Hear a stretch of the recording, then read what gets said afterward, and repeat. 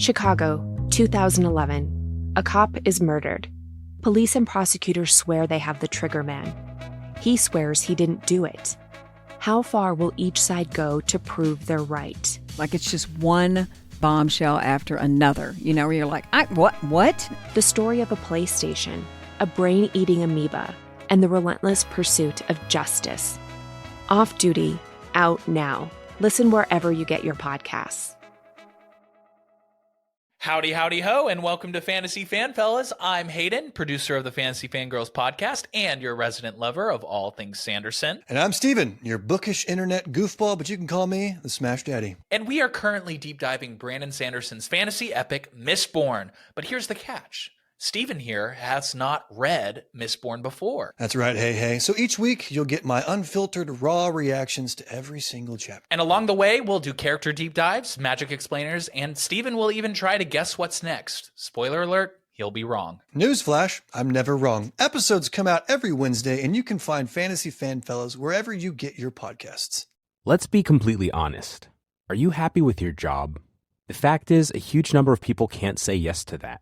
Too many of us are stuck in a job we've outgrown or one we never really wanted in the first place. But we stick it out and we give reasons like, what if the next move is worse? And I've put years into this place. And maybe the most common one, isn't everyone miserable at work?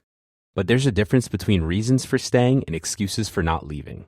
It's time to get unstuck. It's time for Strawberry.me. They match you with a certified career coach who helps you get from where you are to where you want to be, either at your existing job or by helping you find a new one. Your coach helps clarify your goals, creates a plan, and keeps you accountable along the way. Go to strawberry.me/career and get 50% off your first coaching session. That's strawberry.me/career. Hello and welcome back to the Psych Legal Pop podcast. This is a podcast where we talk about popular culture through the lens of an attorney and a therapist. I'm Tess Brigham, I'm the therapist. And I'm Brooke Brigham, I'm the attorney. All right, so we are back with Sister Wives, the book. I should formally call it Becoming Sister Wives, the story of an unconventional marriage. We have talked about part 1, which was matrimony. Yeah. This is part 2, which is sorority. So if you've not listened to the matrimony one, you might want to go back. Yeah. Just so you don't get confused. Because we point out, we'll say it again, this book was written in 2012. Yes. It's a while ago. And it was 2 years after they got the show and Robyn came into the family. So the perspective of it is different and it's interesting. And we're learning things. We are. So, of course, just like with all the other chapters, we start off with Meri. So each chapter is divided by each wife and they go in order. So Meri says that she was excited about being friends with her sister wives. Oh. She was really, and I think that my guess would be in this religion that I think they sell this idea of like you and your sister wives, it's going to be like living with your best friends. Right. You're going to be sharing this husband. You're going to be in the celestial kingdom together. It's going to be great. So Meri, like anyone else, just jumped right into it and thought like, oh, this is going to be fabulous. So, but she tends to be very reserved and opinionated and has a hard time getting close to women. So you would think that maybe the sister wives isn't the best for you, Meri, but whatever. Okay. So first she says, and this is alluded into the last section, Meri and Kody, they meet a young woman at church. Maybe this one is the one that was like, they were courting. But she wasn't 18 yet. Yeah. So, so they entered into a courtship, but that didn't work out. They realized it was a crush, not love, a crush. Yes. And then Janelle enters the picture. And Meri very plainly says that she feels relieved that Janelle and Kody weren't a conventionally romantic couple. She didn't feel threatened. Oh, well, of course not. Yeah. So she says that she and Kody are wild, romantic fun. And Janelle and Kody are intellectual and curious. And then apparently Janelle and Kody were going to get married on Meri's birthday originally. And Meri wasn't happy about this. And as someone who's experienced this in my own life, I understand you, Meri. I'm with you on this. So then they get married the next day. And I'm like, how Like does that make makes better? it better, yeah. Yeah. But she found that the reality was much harder than the fantasy, right? Which we all kind of knew. Before Kody left for his honeymoon with Janelle, Kody gave Meri some mad money and said, go enjoy yourself, lady. And she said that she was just going to hang out at a hotel, like a motel, and sit in her room the whole weekend. Once you do that at home. Yeah, I was like, why aren't you doing this in your own home? But she said that, but then some people swept her up and she didn't do that. What? I don't know. Swept her up? Oh, sorry. So she said that, I guess her family came around and said, don't sit here and mope while your husband goes on another honeymoon. You come with us. But she thought that gesture of him giving her money before he left was very sweet. So Janelle and Kody get back from their honeymoon, and then reality hits. They really didn't think about how it would be once Janelle was there. So Janelle shows up, and Meri says that she was very welcoming to Janelle. Now, Janelle has different ideas, but this comes up there. And you talked about this in your chapters, that Meri and Kody they had lots of PDA. They couldn't stop showing affection in front of each other. And they were showing it in front of Janelle, and that created a lot of problems. And Meri says that when they moved into this place, that she offered Janelle the main bedroom. She said that she thought she was being nice by giving Janelle and Kody the master bedroom, and that she would take the other bedroom.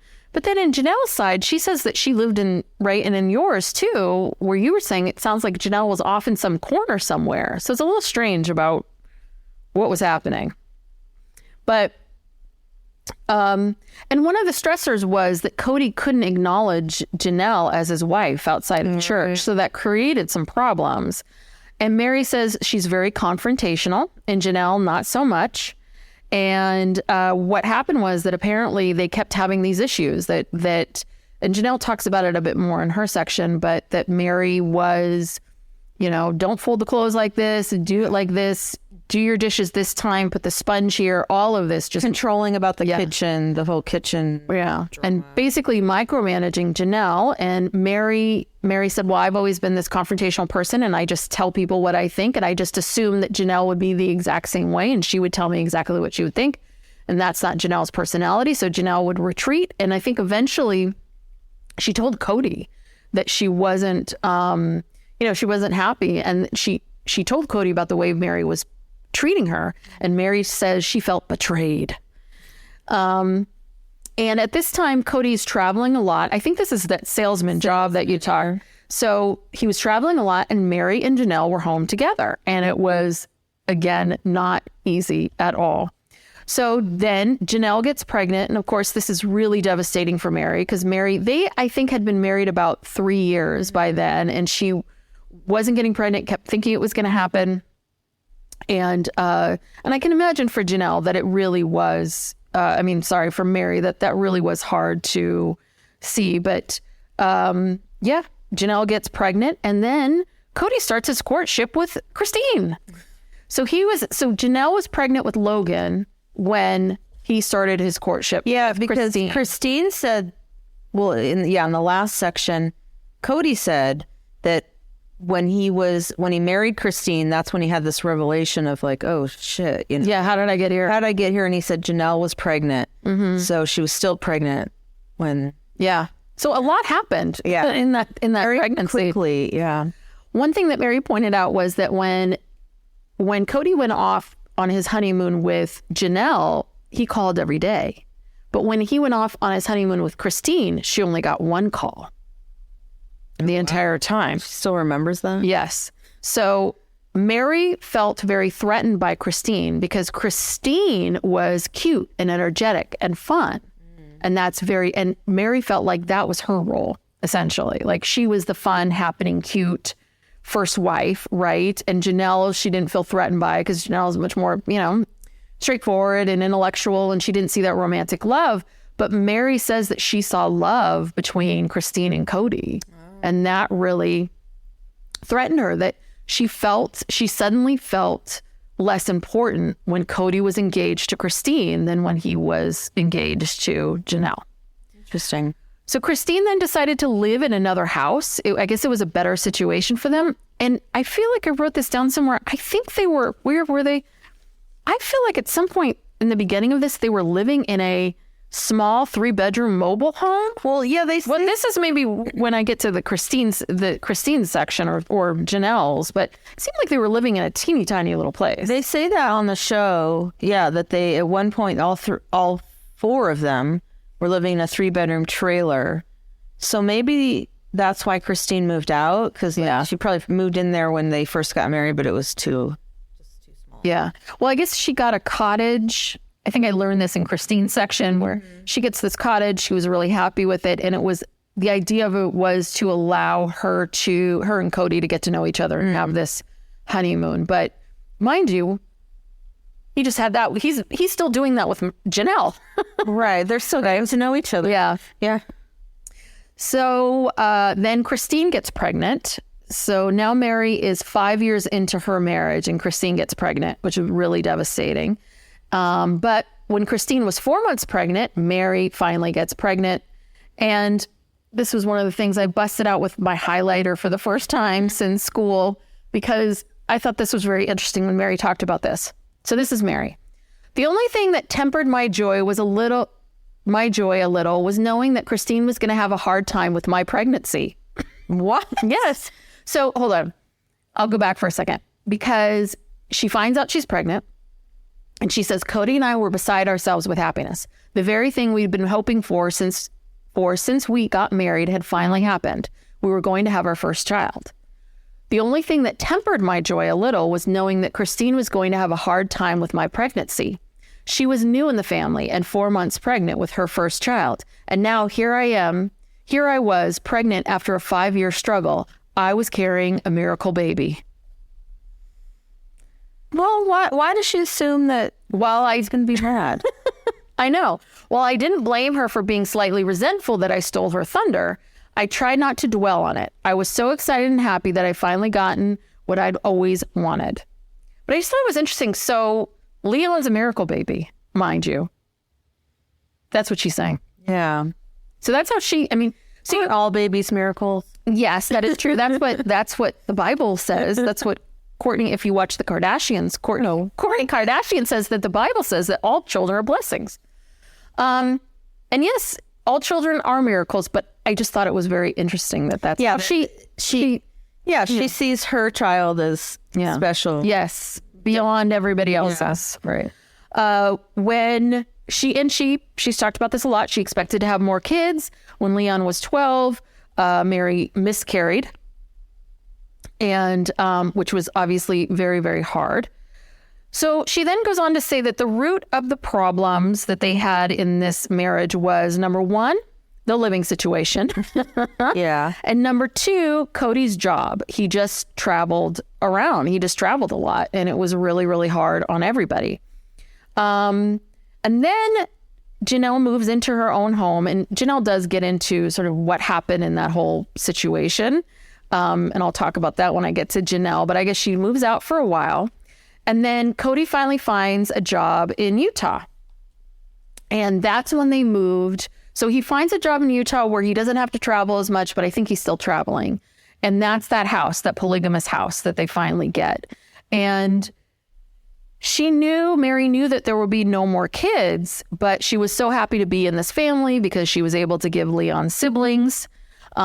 She says that she's the quiet time mom, that because her section of the house wasn't as busy as some of the other sections of the house, the kids would go to her house and to her where she lived, her part of the house, because it was quiet.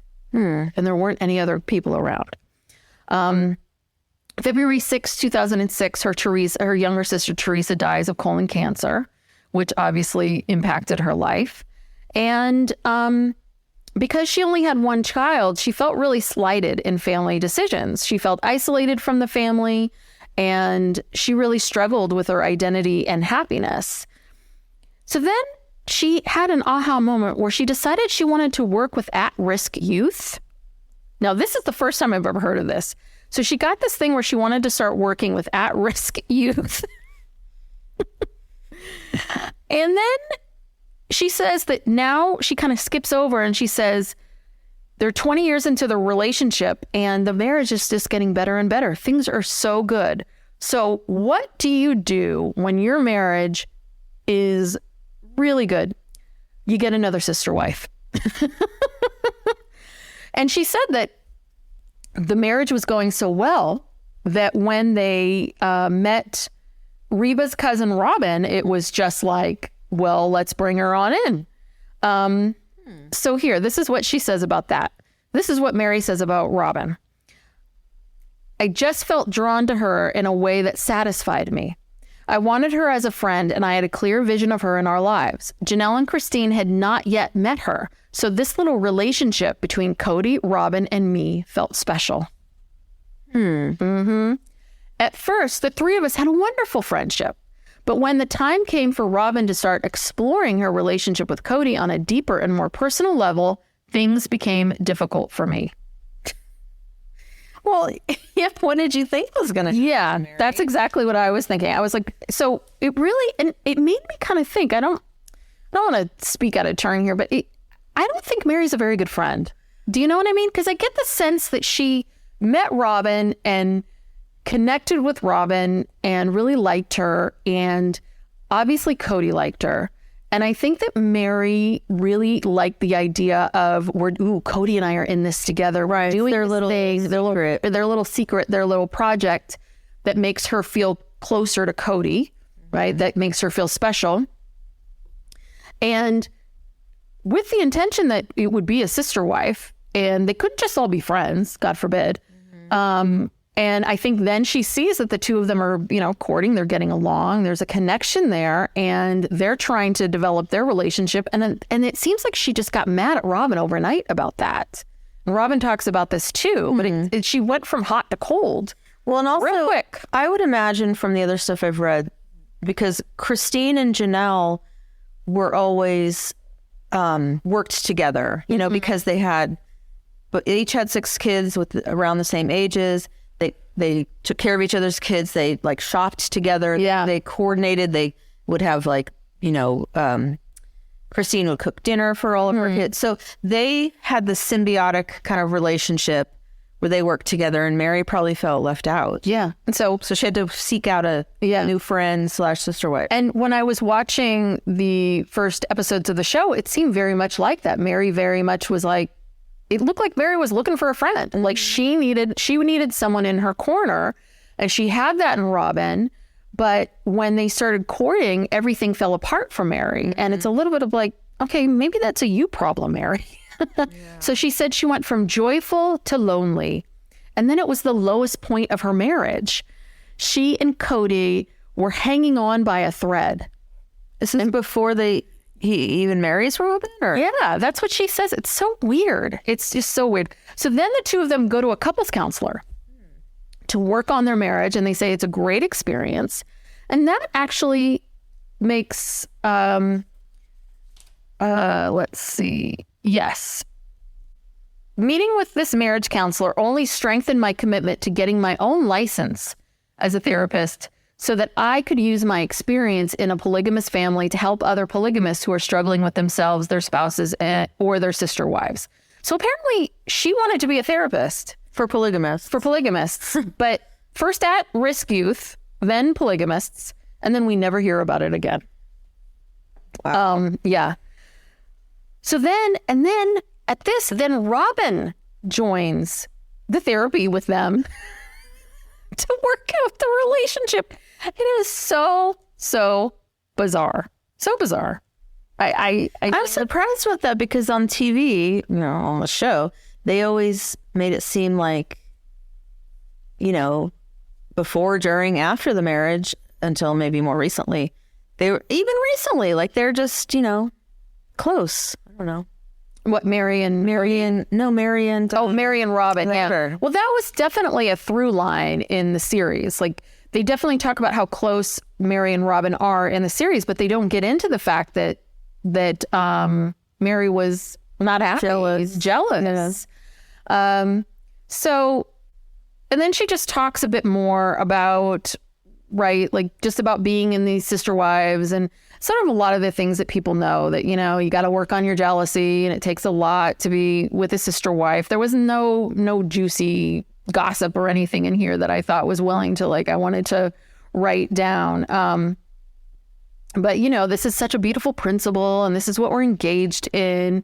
And many times that when it was Kody's night at her house, Robyn and her kids would spend the evening with them, visiting or watching TV or laughing at her little girls as they sang karaoke. I've never had to ask her to give Kody and me space. She is so sensitive and aware of what I need that she's always a step ahead. So a lot of what Meri's saying as she talks about how sensitive Robyn is, how aware she is, and how happy she is to have her in her life. And then she just kind of gets into, there really isn't more to that. That's kind of the Meri chapter. That's Meri's perception of things. So now we're on to Janelle. And Janelle says that she was enchanted by polygamy. And she also got a lot of her identity through work. And so you've already talked about this, but essentially what happens is that Kody and Janelle know each other because they're siblings. They get married very quickly. And Janelle says that she marries Kody and then she moves into the guest bedroom. Meri says master bedroom. And she says that Janelle says that we went from cordial to frosty overnight. Yeah, because they were, the three of them, they were friends. Yeah. We're all friends. Janelle says Meri is overbearing. She has an overbearing personality. Meri made it clear that Janelle was disrupting her household. And this is when I saw, this is it. This is when Janelle mentions that they were living in a small 3-bedroom mobile home at the time. Can you imagine how tight those quarters must be? And that she really needed some physical distance. Yeah. This is one thing I never knew, that she was studying Native American arts and crafts, wild plant herbology. Yeah, she's very outdoorsy. Yeah, into nature and Native American culture and history. Yeah, so she spent a lot of time at the family ranch. And I think that this time when they're in this 3-bedroom mobile home, she was like, oh God, you know, I think she was her mom, of course, was at the ranch because she's married to Wynn. So I think she would go to the ranch a lot to get some space from everyone. And this one, I thought this was very interesting. So during this time, you know, she said, Meri, when Kody's traveling all the time, Meri and I are stuck at home with our disagreements far too often in the first years after I joined the family. We rarely spoke to each other, but we tolerated each other. We were like roommates who didn't get along, but managed to live together all the same. This was not the celestial plural marriage I'd imagined. It was uncomfortable and disheartening. This is good. Often, Kody would take Meri with him when he would work out of state, which made me very resentful of her. I couldn't just take off from work, as she seemed to be able to. But when Meri didn't work, she didn't get paid. I thought it was extremely flaky to blow off work for fun like that, especially when we were so broke. Yeah. I mean, that, you just said it. Yeah, I would be resentful too. Yeah, sucks. Yeah. So, and then that's one of the things when we talk about the money stuff is that I think that Meri and Christine had these jobs that were part-time and didn't pay very well. Right. And I think Janelle and Kody's, their incomes were sustaining them. And she had like a job. And I would be so pissed if you were all living paycheck to paycheck and there was no money. And then all of a sudden Meri's like, well, I'm not going to go to work for the next... I'm going to go on this road trip so that, you know, $200 or $300 for this or that or whatever that your kids need. Yeah, it's very disrespectful. It's very disrespectful. And I think that we see this when they move to Vegas and Meri has to have that wet bar and just of the huge house. Yeah. And, you know, and even the rental homes that they had, that was the other thing. They were all looking at rental homes. Apparently they found a rental home for Meri that was close to everyone else. It was just a small 2-bedroom one, but it was kind of crappy. Yes, she wanted a big house. Yes, she wanted a bigger, nicer house. And so I do know that this is I know this is something Janelle probably just burns her up inside. It would kill me too. And so during these times, when they were off together, I think it was, right? When they were off together, there was a time where Janelle was,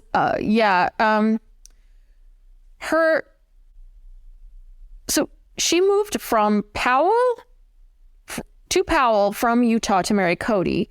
And she left all of her friends and family behind. And that really, it also very much alienated her because she was LDS. Janelle during this time. So what was happening was that there were times that her family would like stage these, small interventions to reconvert me as they saw it or save me.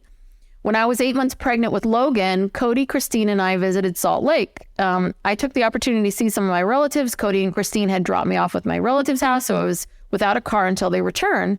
And so her family took that time to basically being captive to tell her that, this is terrible, this is bad, you shouldn't be doing this. That's interesting. Yeah, it is. Okay. But she felt this pull for the faith and it had to be strong. So then she gets pregnant with Logan, which, let's see. I knew that it would be uncomfortable telling Meri that I was pregnant. She had been unable to conceive after 3 years of marriage. However, I have to say that I didn't care how she felt about my news. If it upset her, so be it. Things were incredibly tough in our relationship, so her feelings were of little importance to me at that moment. Wow. I was just like, okay. So then Christine joins the family a few months before Logan appears. And okay. So just before, I think that Kody and Kody and Meri go off on a trip and she's working and her hormones are off the chain. Kody had taken a new job logging on a mountain. And I was upset to learn that he was again taking Meri with him. Meri took advantage of the situation to be exceptionally brutal. One of my friends and I had experimented with makeup. As I was crying that I felt like I was being left behind, Meri began to ridicule the makeup I was wearing. This was the final straw after all the passive-aggressive behavior and snide remarks I had been dealing with for so many months. I completely lost it. I felt as if I was on the verge of a complete nervous breakdown. Kody was on his way out the door when I stopped him. There were tears running down my face. I just need to know that you love me, I said. So this obviously is one of the many things that they've been, that sure, her hormones are raging. Meri, of course, is maybe leaving or she was going to be there and she just started making fun of Janelle and Janelle lost it. So that was enough for Janelle at that moment in time. But things get worse. So then Christine enters the picture. She said at first Christine came across as something of a little princess, but she felt like she was she felt like she was naive. She was naive and all flowers and, Christine. And she said initially that grated on me, but I think that despite my minor misgivings, Christine was a boon to our family. Almost overnight, the atmosphere of the house changed.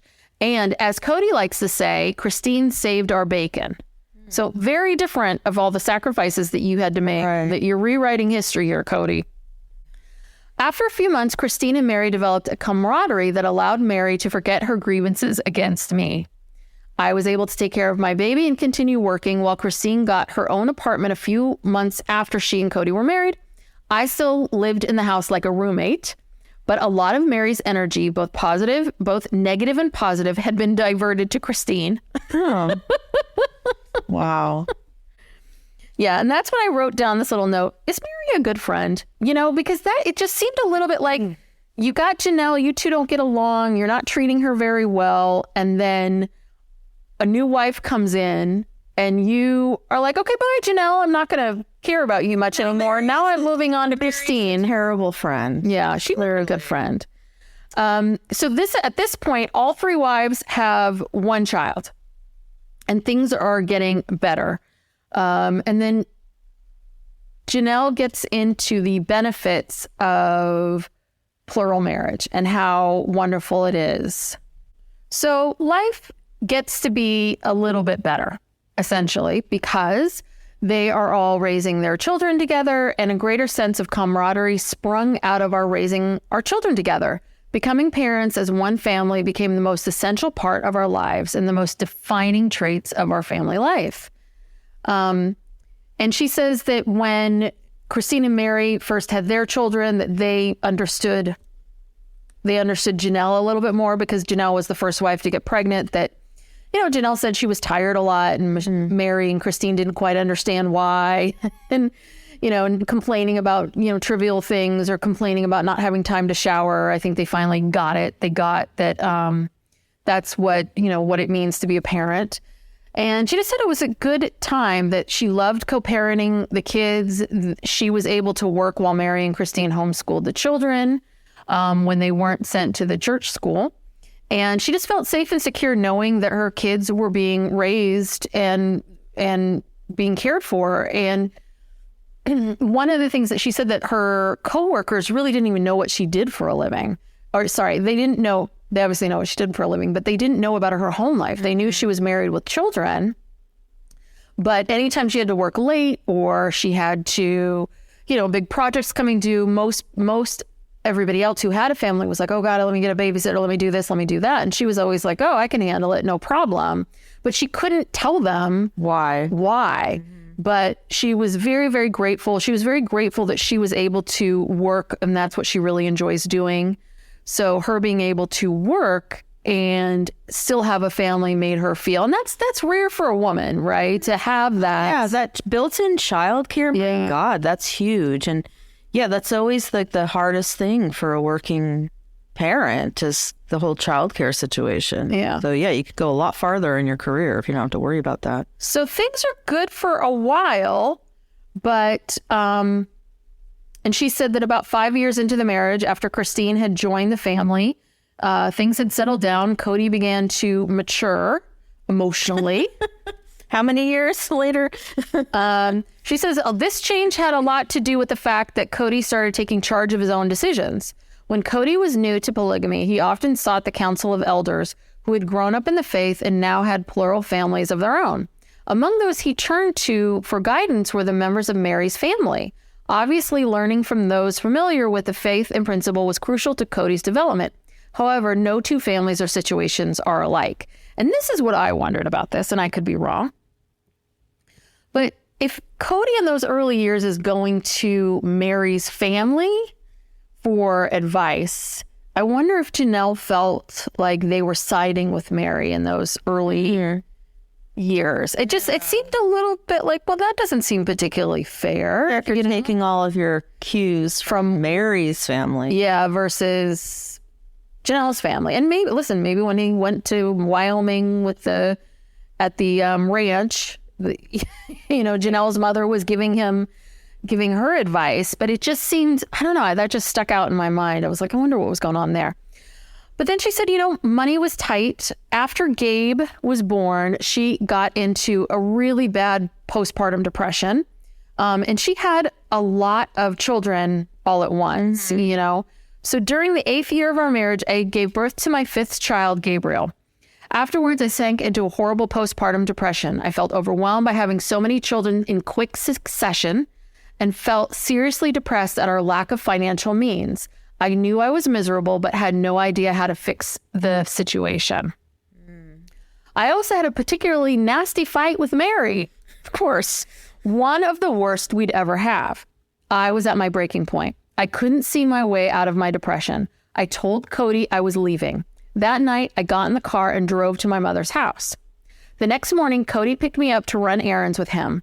While we were driving, he nonchalantly asked me, "So, are you better now?" His failure to understand how low I was like a slap in the face. So she said after that moment in time, she leaves. She decides to leave. She takes all the kids. So she's got 5 kids at this time. Takes all the kids. She gets her own place. And she says she does something, again, I don't know how she was caring for the children. She does something that she's always wanted to do. She goes back and gets a degree in accounting, and it really helped her. It helped her see herself as separate from the family, like her identity outside of that. Yeah, if she's working and going back to school, who took care of? Yeah, it was so her mom, maybe. She went to stay with her mom, and then she said, my job paid a decent salary, allowed her to buy a better car in addition to my own home. I started to build a life for myself apart from the sisterhood. What I wonder about that is maybe she was like, you know what? I'm taking my high-paying job and my salary, and I'm going over here. Keeping it. And I'm keeping it. Yeah. And like, finally, she's getting and doing things on her own. Because I can imagine she would be my guess would be that she worked really hard for the money. She's a bit of a saver. She's a planner.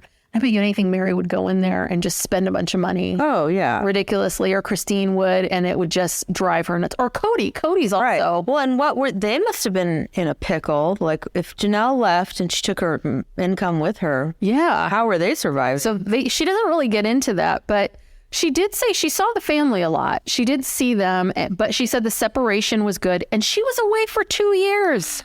Wow. I mean, that was a long time. And that's a long time too. Like, Logan never talks about. Logan must have been, I don't know, like 7, 8, and he moves with his mom. It's so odd. We never hear anything from Logan. Yeah. I mean, as soon as he turned 18 and got out of that house, we like barely ever saw him again. Yeah. So 2 years after I'd established myself in my own house, Kody told me that he was moving the family to Utah. He had found a job for which he wouldn't have to travel. He would be home with his kids every night. Okay, I told him, see you later. She basically was like, no way am I going to give up peace and independence. She had a great job. And then when she was, but she also said, I miss the family. I miss them. I miss, being close together. And around this time, Kody said, hey, we're going to Utah. I found a house. It's a polygamous house, 3 separate quarters. This is the house in Lehigh. And this is what convinced her to move to Utah, which I was kind of surprised. There was such conviction to leave. And then I was like, okay, I'll come back. But my guess would be, is the sense I get is that during that time, it was almost like they were still this family, but Janelle was living out on her own, farther away. But maybe the kids still went to that same church or church. She might have dropped the kids off with Christine every day to work. But I don't understand. But if she had moved, was it why? I mean, she must have lived in the town close to them. So probably. Yeah, I don't know. She doesn't really get into the logistics of all of this. But she said that it was an important time in her life because she started to feel more comfortable with herself. Life was good. She was learning how to get along. And so they're in Lehigh. Things are happy. One of the things I had to work on once I moved into the big house with my sister wives was not falling into the pitfall of comparing my relationship with Kody to theirs. Comparison is the death of plural marriage. It leads to debilitating unhappiness. For instance, if I see that one of my sister wives has apples, my instinct is to say I want apples, even if what I really want is oranges. What? Can you believe? I was like, what? Apples and oranges? Now, what? Oh, whoa. My mind is blown. Oh my God. So obviously comparing apples and oranges is not an original idea. No, not an original thought. Not an original thought, but I thought that was It's just so ironic. Anyone who doesn't know what we're talking about, in the very final tell-all one-on-one episode of season 17, Robyn makes a similar analogy, talking about if a sister wife has an apple and another sister wife has an orange, why do you want my orange? You have an apple. Yes. So when I saw that, I was like, ooh, I got to highlight that sucker. That was so good.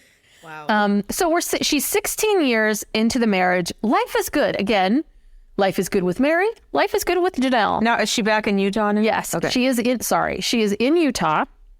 She's in Utah. They're all in this big house. They're trucking along. Life is good. So Meri's marriage is good. Janelle's marriage is good. So what do? You bring in another sister wife. Yeah, this is a common theme. Yes. So Kody and Robyn's courtship coincided with a huge development in our lives. After careful consideration and endless family discussions, we decided to participate in a reality TV show about our family. So I was completely fine with Robyn and Kody's courtship. It wasn't until after they got married that I started to struggle. It's hard to reconfigure your life, your needs and your children's needs with a new wife in the picture. And then she talks about how her mother talks about the spoke and the wheel and you got to move all around. So she also alludes to, which I think is very interesting, is she says that there are some parenting differences between the way they raised their children and the way Robyn raised her children. And I think this is a bit of what Peyton was saying in that John Yates 3-hour talk, was that, you know, Peyton made very many comments about the fact that Robyn was, you know, a little bit more tied to her children and doted on her children a lot more. And all the other Brown kids are much more like, you fell down, pick yourself up, let's go. Let's see. So yeah, she says Robyn coddles her children more, which is certainly understandable given their previously tumultuous home life. So we are learning from her and she's learning from us.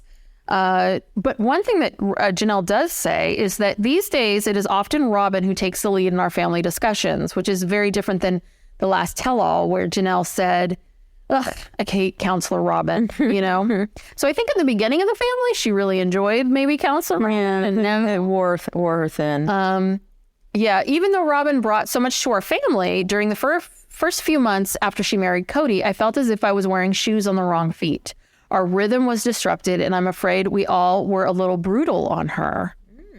So she basically said, like, she went out of her way to be nice. She was giving gifts. She was doing this. Regardless of Robyn's efforts during the first year, I was unwilling to accept her offers. I was settled in my ways and not open to anything new. Despite my spiritual witness, I found myself kicking against opening myself up to Robyn. I was certain that she and Kody were destined to be together and that she was an essential part of her family. But I found myself unwilling to make the effort to build a bridge between us. Wow. I was like, wow, I didn't realize, because I didn't see that in the show. Well, so much, but Janelle's literally reserved. Yeah, I saw it a little bit, I felt, when they had to flee to Las Vegas. Yes. And they were in those rental homes. Even before they got into the rental homes, remember they were all in this one rental home for about a month or so? Yes, yeah. During that time, Janelle looked really just pissed off, upset. It's like, what the fuck has happened here? This is... Well, because money-wise, right? Money was really financially tight. And I think she was probably thinking, you know what? Why did we even do any of this? Yeah. Why did we do the show? Why did we bring in more people into our family? We can't even afford, you know, to take care of the people that we have. I could really see that just by the look on her face. And she never said anything necessarily, but you could see it. Well, yeah. And so she doesn't get into this because she kind of talks about the Robyn showing up as being like, Meri and Kody tell her that this is what's happened and let's meet this person and let's go. And I am really surprised that Janelle did not sit down with Kody and say, listen, we cannot financially do this. This is crazy. But Kody. So this is interesting. This is almost the end of the chapter. So she finally lets Robyn in. She's so happy. You know, Robyn possesses amazing amounts of emotional maturity. Things were good. You know, life was good. And she does talk about her and Kody that after so many years of marriage, instead, you know, they acted as business partners and that they really needed to work on their sweeter side of their marriage. And that's what they did. Okay. So this is what she says at the end. This is the beauty of the principle. It demands that you never stop working on yourself in order to be the best person you can be on this earth. There is no room for complacency. Naturally, there were bad days. There are times when I've said to my sister wives in the middle of a fight, I would never be friends with you, ever. If it were even possible, I'd hate you. So but then she says, but I don't hate them at all. You don't pick your sisters. Sometimes you get along with your sisters and sometimes you want to kill them. But deep down, you always love them, always. I'm just saying, you and I have had some fights. I don't think I ever said, oh, no, you know, that seems harsh. That does seem harsh. I would never be friends with you, ever. If it were possible, I'd hate you, which I don't quite understand. You don't need to be... You can hate the person, whether they're your sister or sister wife, friend, no matter what. And I was really surprised because I cannot see Janelle doing that. But maybe this is what Janelle wants to say to Meri. Yeah. Wow. Yeah. Intense, huh? That is intense. All right. So now we're on to Christine. Okay, Christine. So she does admit, the beginning of the relationship was really, really tough. She didn't know Kody very well. She obviously knew about plural marriage, always wanted to be the third wife. We all know that. She said, but when I married Kody, I ignored any potential problems. And she, just like Janelle, probably Janelle was the most realistic, but just like Meri, Christine went into this with sister wives, and this is going to be great, and I'm going to be the third wife, and I've thought about this clearly, and then getting in there and realizing that it was a lot. She lived in that cottage for the first 3 months, and she was living in this cottage by herself. She gets pregnant 3 months into her marriage with Kody. She gets pregnant with Aspen, and she is alone in this little place. And essentially, what did she say? Okay. She said that the highlight was Logan, was that Janelle went back to work when Logan was born. And so she looked after Logan, which was a joy and delight. I loved mothering him. It was the highlight of that first difficult year. Kody likes to say that I was instrumental in Logan's first year. Since Meri and Janelle were still struggling with each other, I was able to bring joy into this world. I created sort of a truce between my sister wives, and the house became more peaceful and loving for Logan. Meri provide constructive discipline. What? Janelle a safe and comfortable place. And despite my own problems, I showed him as much happiness and joy as I could. He was a baby. How do you show constructive discipline? So essentially, Janelle paid the bills. Janelle, made sure that everything got paid and went to work and was his mom. She was fun and joy and love. And Meri was constructive discipline. So that's why I'm saying when we were talking about Meri and what Peyton was saying in that interview, these things that you can start to see, they're dripping out of this very politically correct way of saying constructive discipline. I mean, for what, a 1-year-old, 2-year-old, however old, he's first year of his life we're talking about. Yeah. Yeah. What kind of discipline do you need to, there's no discipline with a baby. You're right. The more I'm the first year of life. What are they doing? They're just learning to find their hands, feet and stuff. I mean, it's discovering their feet is all a thing. Well, this does come up in the next section of the book, which we'll talk about on another episode, where apparently I think that, Meri, when Logan was learning to crawl, learning to walk, you know how babies are, they get into things, they climb on things. Apparently that just drove Meri bananas. And she wouldn't let Logan climb on the couch or get into the cupboards or the pots and pans. Yeah. She's just very, uptight. Well, she said but during that time, she really loved taking care of Logan, but she was really down in the dumps, right? She lost sight of who she was. She said she was pregnant. She was in Wyoming. It was bleak. It was cold. She has this friend calls her and basically calls her on it and says, you don't seem like yourself. And she's like, you know what? You're right. I really need to work on myself. And she had a bit of an aha moment, and she really worked on getting back to herself. And then they moved to Utah a year later, and they have their second child together, which is McKelty. They go on this road trip to Nauvoo, Illinois. Just Christine and Kody and Aspen and McKelty. And she said it was kind of a comical trip because they kept breaking down, running out of gas, having, 2 little girls, trying to keep them entertained on this long car ride there. But she said it was when they really bonded. She felt like they really got through, she and Kody, a lot together in that world. And she feels like that was much deeper than their own honeymoon or anything else, that things really came together for them. So she said for 15 years, she was devoted to the family, devoted. She took maternal role. Things were good until they weren't. So she said life was good, that the 3 wives, she was the third wife. She and Meri shared a lot of the same common interests, like cooking and crafts. They enjoyed doing the food. Everyone had their role. Life was good. And then they go on that trip together. She loves Kody, but this deepened their relationship. So here we go. Now things, and then things were good until they weren't. So about a year before I became pregnant with Truly, I had a devastating argument with Meri. For a while, I'd been feeling that she was too tough on my kids. While I understand that all children need discipline, I often felt that she went too far when it came to my children.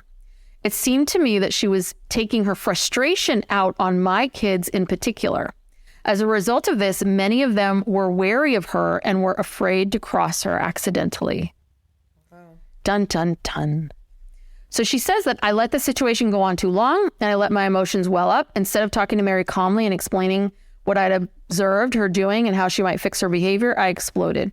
I yelled and screamed and told her to stop talking to my kids and stop interfering in their lives. Since I'm afraid of confrontation, I always allow stuff to build up until it's too late. So instead of trying to work it out with Meri, I just shut her out. This argument shattered my world and made me realize that I have always had superficial relationships with people. And then she kind of talks about, you know, she always tries to put on a brave face and this fight made me realize that I'd never honestly opened up to Meri and Janelle, but I had forged our friendships out of a need to cement the sister wife ideal I'd envisioned. That was really interesting. Yeah. So she said, in terms of her and Meri, we maintained a level of, you say it. Cordial. It's cordial. It's cordial with ITY. Cordiality? Cordiality. I've never heard that word. They maintained the cordial relationship. Yeah. But the warmth was gone. To this day, we are still working on becoming closer again. I thought that was really, yeah. And we know that later on, because this is a long time ago. Later on, she said she didn't feel safe. She drew a line in the sand with Meri, and she just basically how did she put it? Ended her relationship with him. Yeah. Any kind of anything more than just surface. Yeah. Yeah. So this does back up what Peyton was saying. You know, obviously it was there. So after a year after that argument, we met Robyn. And even though I welcomed her into my family, it shook my foundation and left me unsure of whether I could trust Kody's commitment to our marriage. I had grown used to being the last wife. I loved being the last wife. Kody and I had a tremendous relationship. She goes in, she was my best friend and my confidant. And she felt so great in the marriage. Things were, again, just like with Janelle and Meri, life was good. They were figuring it out. I was entirely secure and at peace regarding my marriage and my importance in Kody's world. Jealousy had simply never, ever been a part of my life. But when a fourth woman entered the picture, this changed. Very telling. Well, let's see. So she gives, let's see what else.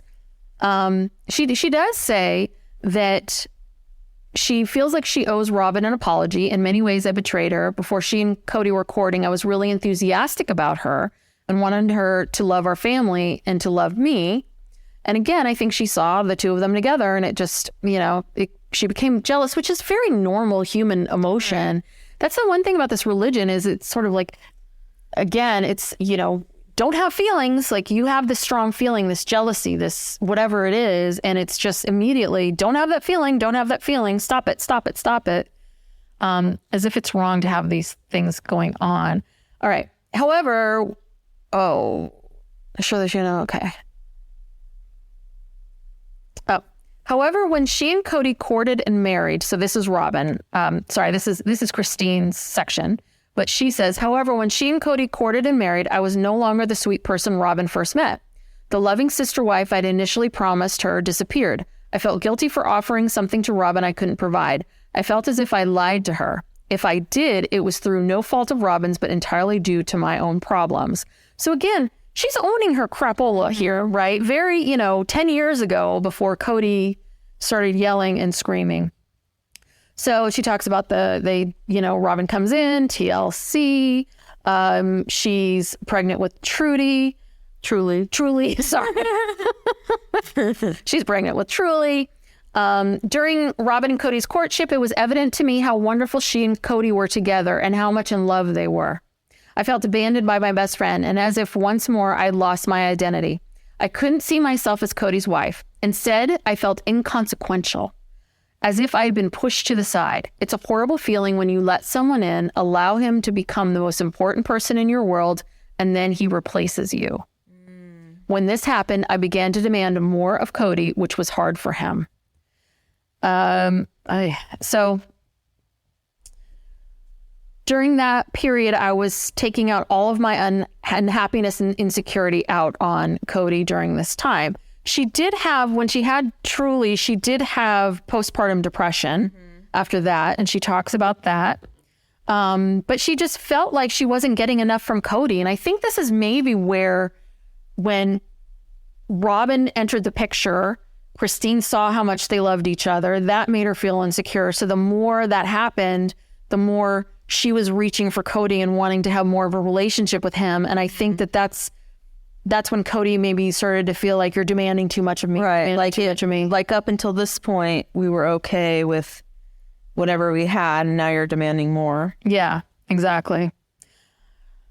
Although Kody is a stronger man than he's ever been and grows more and more reliable every day, I feel a lack of stability in our own relationship. That's kind of how she ends. This is, she talks about her own insecurities in comparison. And she says, I know these struggles are temporary, but, it's hard. I know. And that's what gets me about this religion, is that you're asking women to suppress a very natural emotion. Yes. But the men never have to contend with that or deal with that. And they're just expected, because men have the same emotions, and they're just expected to have to deal with it and put up with it and have it diminish the quality of their life. Yeah, it's such bullshit. It is. I mean, God, brother husbands, the vulgarity. Although I have to say that I saw an ad. There is a show coming out. I think is it TLC? Probably. They are promoting a show. It's called Brother Husband. Oh, we got to get up on that. Yes, and it's this. It is. Yes, it's women who have more than one husband. We need to check that. Yeah, we got to check that out. All right. Final section here, people. Ooh, sorry. I know this is a journey. Robyn. So Robyn's thing is shorter, but she goes right in. She starts off her section by saying, when Kody and I got engaged. So she goes right into that.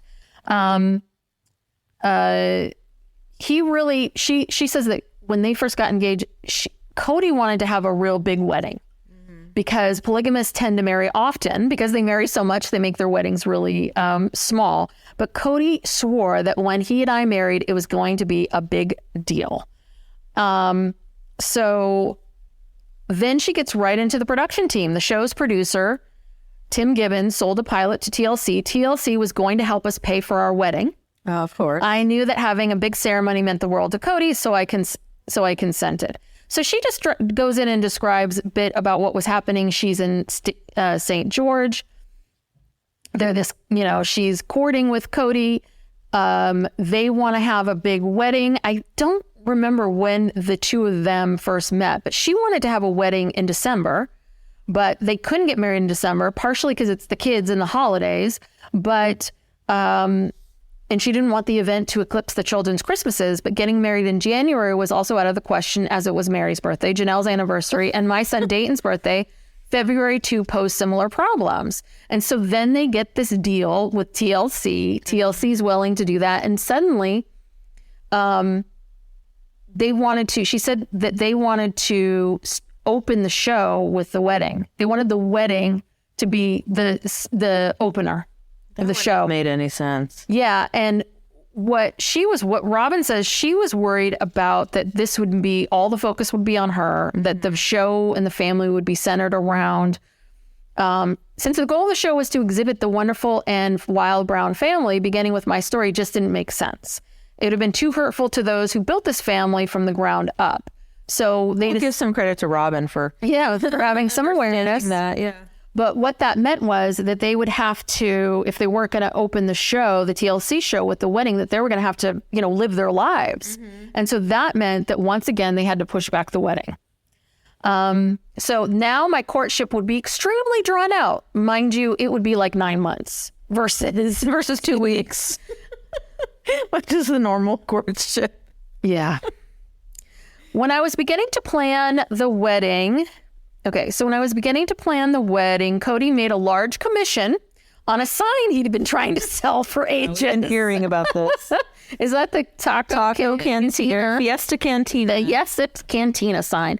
We used this money in my tax return to help me and my kids move into my own apartment in Lehigh. So I think basically... so that big paycheck went all to, to Robyn. Now Janelle's fuming in the corner. She's just... Because that TLC money, I'm sure, would go a long way, but they're going to spend it. Well, TLC, it's conditional with TLC. TLC doesn't pay a lot, and especially in the first seasons. I bet you they got paid like, $10,000 or something for that season. Well, and which makes sense, but I guess, if TLC was going to pay for it, I understand that, but right, Janelle was probably pissed that all that money is going. So she moves. We all see this on the show. She moves to Lehigh.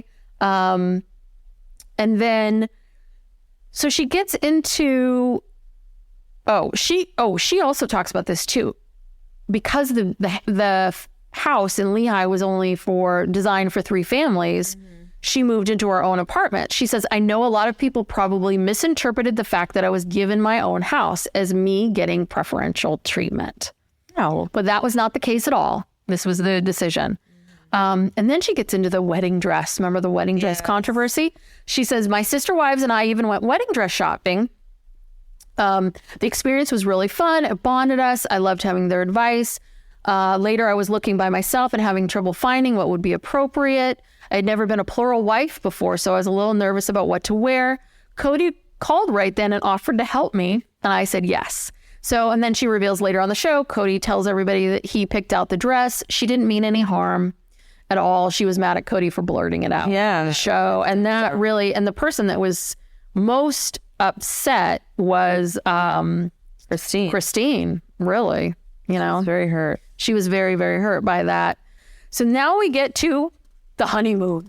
The 11-day honeymoon in San Diego. She says 10 days on this, but she says that, however, the honeymoon was both necessary and special to me.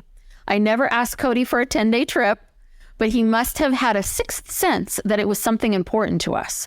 Since we believe in remaining chaste before marriage, the honeymoon ushers in a new part of our relationship.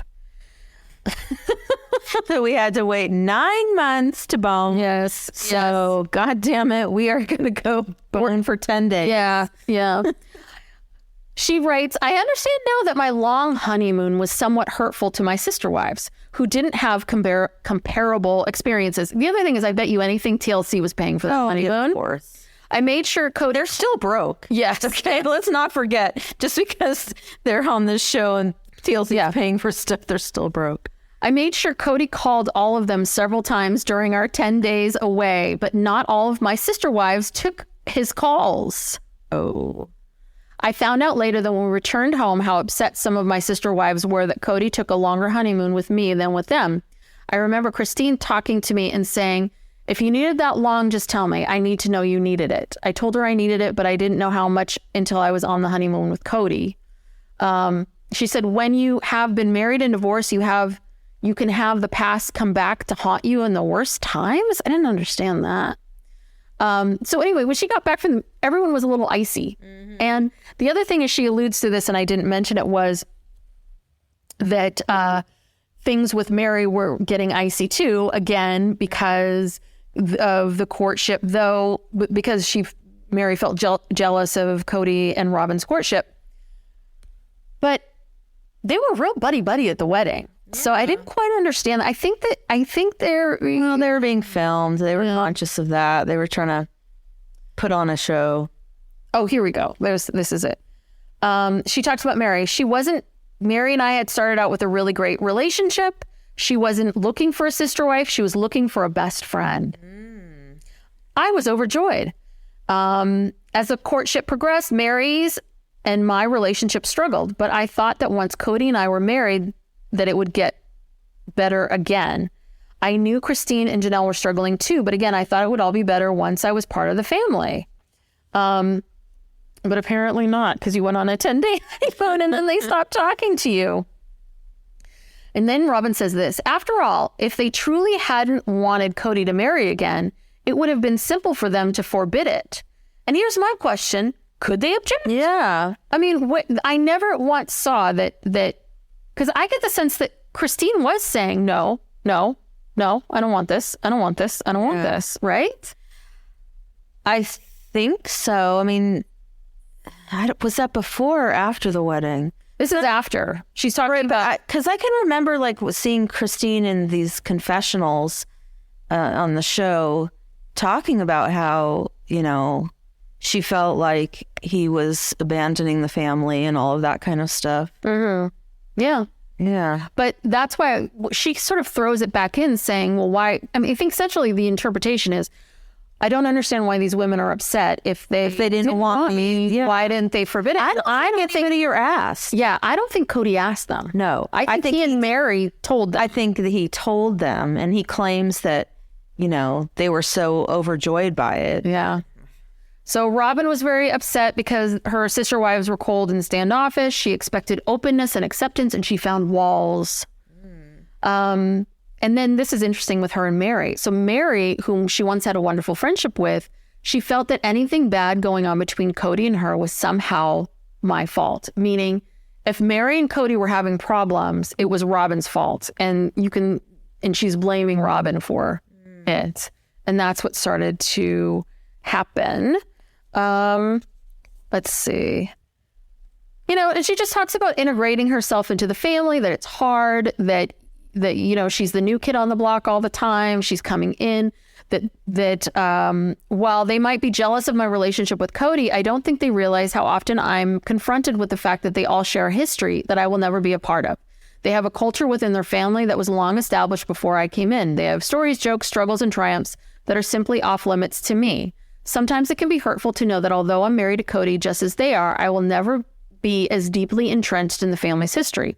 I will always be the new kid on the block. So she talks about trying to integrate herself with the sister wives, blending of the families, how life is going. And then she does point out, at first, the older kids and some of my sister wives thought I was babying my kids. And I had to explain that I was just looking out for them, all of them, not just my own biological children. I had to explain to them that I raised my kids to be more emotionally sensitive to one another and to be comfortable expressing their problems and concerns. It's not a sign of weakness, I explained, to address your issues head on. So then she says, after Kody and I got married, Meri and I decided to see the counselor together. We both wanted to get our relationship in a better place. And, she loved Meri very much. She wanted to be back with that woman that she met on our cousin's lawn. She felt this connection. And I guess things got better. They started working on things and life got better. So the rest of the chapter is basically just all unicorn and rainbows of like, oh, it's so great to be this and together. And Christmas time, we're doing things and we're just such a wonderful, happy family. She's still new here. Yeah, she's still, her eyebrows have not taken on a life of their own at this point in our journey. Still innocent. Oof, boy, that was just part 2, sorority. That's a lot of stuff. Yeah. All right, but you have some, because you've been doing some research. Well, I think we've gone for like over an hour. Maybe we should save this for another time, or another section of the book. Okay. Yeah, when we do the third section of the book, if we have time, you'll get into the other stuff. My financial research. Oh, good. Okay. Well, that's something to look forward to. Yeah. All right. Well, thank you so much for joining us here today. If you love this podcast and you're enjoying it, please we haven't been saying subscribe. Hit the subscribe button. Tell a friend. Tell 2 friends. Give us a review on Apple Podcasts. Write something very nice. And I think that's it. Yeah. So we'll see you next time, everybody. All right. Bye.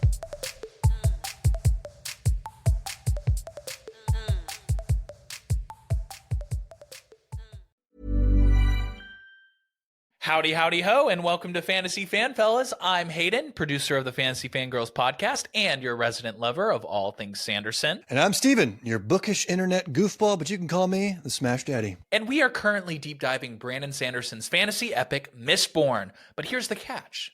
Steven here has not read Mistborn before. That's right, hey. So each week, you'll get my unfiltered, raw reactions to every single chapter. And along the way, we'll do character deep dives, magic explainers, and Steven will even try to guess what's next. Spoiler alert, he'll be wrong. Newsflash, I'm never wrong. Episodes come out every Wednesday, and you can find Fantasy Fan Fellows wherever you get your podcasts. Pepsi Prebiotic Cola in original and cherry vanilla. That Pepsi taste you love, with no artificial sweeteners, only 30 calories, just 5 grams of sugar, and 3 grams of prebiotic fiber. That great Pepsi taste with even more to love. Pepsi Prebiotic Cola. Unbelievably Pepsi.